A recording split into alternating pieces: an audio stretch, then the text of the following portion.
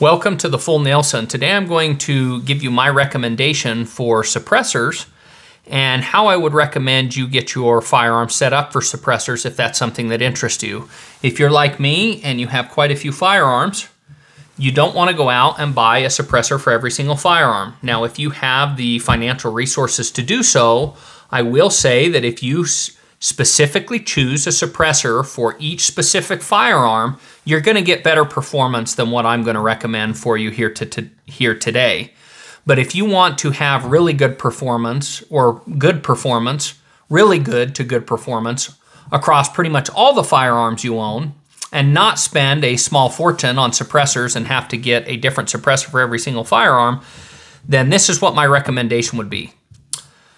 I would recommend if you own and are dealing with a bunch of semi-automatic firearms and bolt-action firearms and other types of firearms that you go with a flow-through design suppressor. And there's only a few companies that are making quality flow-through design suppressors right now. Surefire and Huxwrks are probably the biggest two. I would go by those because they make it to where you don't need an adjustable gas block or an adjustable bolt carrier group. They make bolt carrier groups that are adjustable that will allow you to turn the gas down. You don't have to mess with any of that nonsense in your semi-automatics with these flow-through suppressors. They only add like 10% back pressure. And what I mean by 10% back pressure is the additional amount of gas that basically gets cycled into the action with the suppressor on some suppressors is very significant. And it blows a lot of nasty gas in your face, and it also beats your firearm to death. If you have an adjustable gas block, you can tune it to negate that. With these flow-through suppressors, you don't even need to worry about that. If you have a semi-automatic firearm that runs perfectly fine right now, put this on it and it will continue to run virtually the exact same because they only increase back pressure by like 10%. It's negligible, so it's not going to hurt anything. So my recommendation would be that you go with a decent flow-through design suppressor. My other recommendation would be once you select those types of suppressors that you want for flow-through design, that you purchase appropriate muzzle devices and put those on all of your firearms. I would also recommend that you get the largest size suppressor for the caliber that you're dealing with within reason. So if you have 30 caliber rifles, and then you have like 260 caliber rifles, like 6.5 Creedmoor, and then you get into the 6mm cartridges, and then you get down to 223 and 5.56. If you've got cartridges that are all over in that size range, then I would recommend that you go buy a Huxwrks 762 Flow titanium suppressor, and it will perform 95 or 98% as well. In some cases, it actually performed better on a 223 or a 5.56 caliber firearm.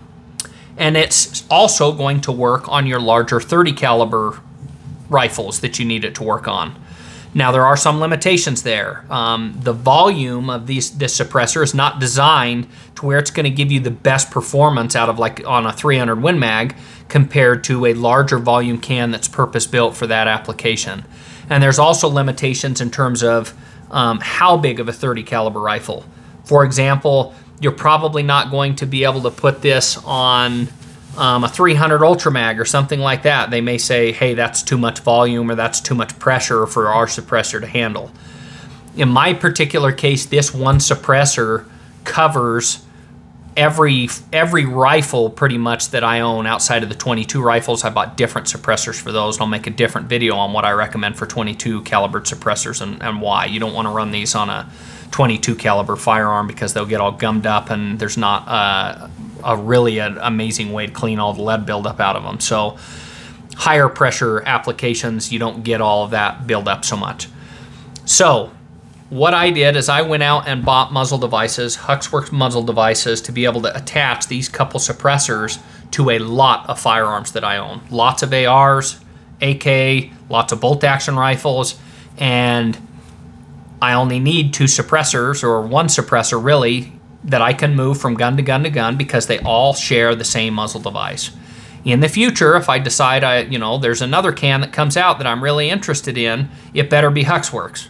Why? Because now that I'm locked into this muzzle device attachment system, I'm not interested in going and buying a Surefire or a Dead Air or any of that. Why? Because then I've got to take one of my guns or several of the guns that I might want to run that particular other manufacturer suppressor on, take the muzzle device off, put on one of their muzzle devices, then I can run the suppressor on that, and then I got to go buy muzzle devices for any of the other guns I want to run that on.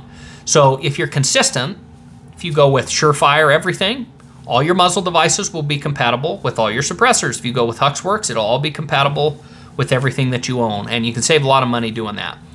You're not going to get the best performance doing that, as I mentioned earlier. If you have great big magnum calibered rifles, and you want the best performance, get a higher volume can. And if the cost isn't a big issue and you can afford to do that, great, awesome, go do it. This might be 90% as good as a really high volume can in that application, or maybe 85%. That's good enough for me, because the reality is most of those I'm probably still going to have hearing protection on anyway. I'm more concerned about reducing muzzle flash, muzzle signature, stuff like that than just the sound. That's one of the big components that I'm after. So anyway, those are some of the things I have learned as I have gotten into suppressors, and this would be my .1 recommendation for a suppressor if you want to be able to use it on a wide variety of calibers, from 30 caliber down to your 223 or 5.56 caliber firearms, and you want to be able to use it on semi-automatics with no trouble. I will put some videos out there later in the future of some of these in use. Anyway, if you guys have any questions or comments or any recommendations of your own, feel free to leave those in the comments section below.